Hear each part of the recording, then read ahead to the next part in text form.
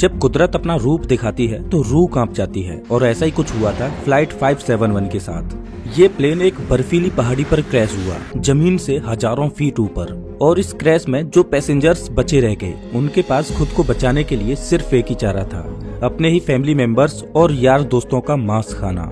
Flight 571 की कहानी, चाहे इसे आप दुनिया का सबसे बड़ा चमत्कार कहो या मानव इतिहास की सबसे बड़ी क्रूरता, लेकिन इस कहानी को सुनकर आपकी रूह कांप जाएगी।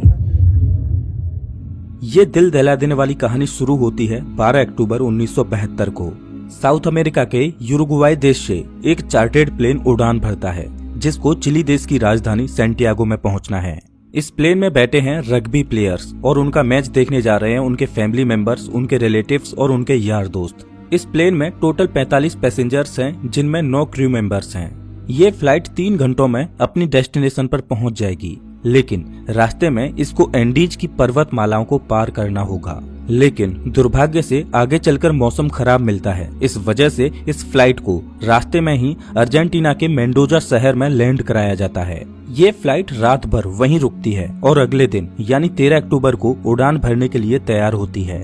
लेकिन परेशानी ये है कि अभी भी मौसम खराब है। लेकिन अच्छी बात यह है कि इस फ्लाइट का जो पायलट है वो इस रूट से पहले भी 29 बार उड़ान भर चुका है।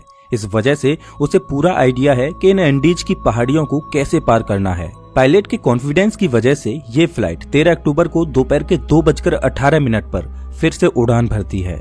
यहाँ से सैंटियागो पहुँचने में सिर्फ 1 घंटे का रास्ता बचा है और पायलट को पूरा भरोसा है कि 1 घंटे के बाद वो सही सलामत सैंटियागो में पहुँच जाएंगे। ये प्लेन करीब 18,000 फीट के एल्टीट्यूड पर उड़ रहा था और धीरे धीरे एंडीज की पहाड़ियों को पार करता जा रहा था। लेकिन आगे चलकर मौसम और खराब होता गया, जिस वजह से विजिबिलिटी और कम हो गई और पायलट को आगे कुछ भी दिखाई नहीं दे रहा था। अगर मौसम साफ होता तो पायलट आसपास की पहाड़ियों को देखकर आइडिया लगा लेता कि प्लेन कहाँ है।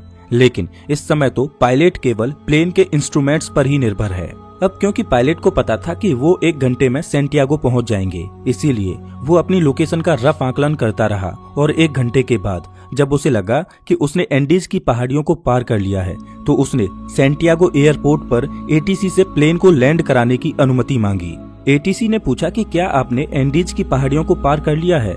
तो पायलट ने कहा कि हाँ, उन्होंने एंडीज की पहाड़ियों को पार कर लिया है। एटीसी भी पायलट द्वारा दी गई लोकेशन पर ही निर्भर थी, तो एटीसी ने प्लेन को लैंड कराने की परमिशन दे दी और पायलट से कहा कि आप प्लेन को 11,500 फीट के एल्टीट्यूड पर ले आओ। 3:21 पर पायलट प्लेन के एल्टीट्यूड को धीरे धीरे घटाने लगा। जैसे ही प्लेन नीचे आता है तो पायलट को दिखाई देता है कि अभी तो एंडीज की पहाड़ियां ही चल रही।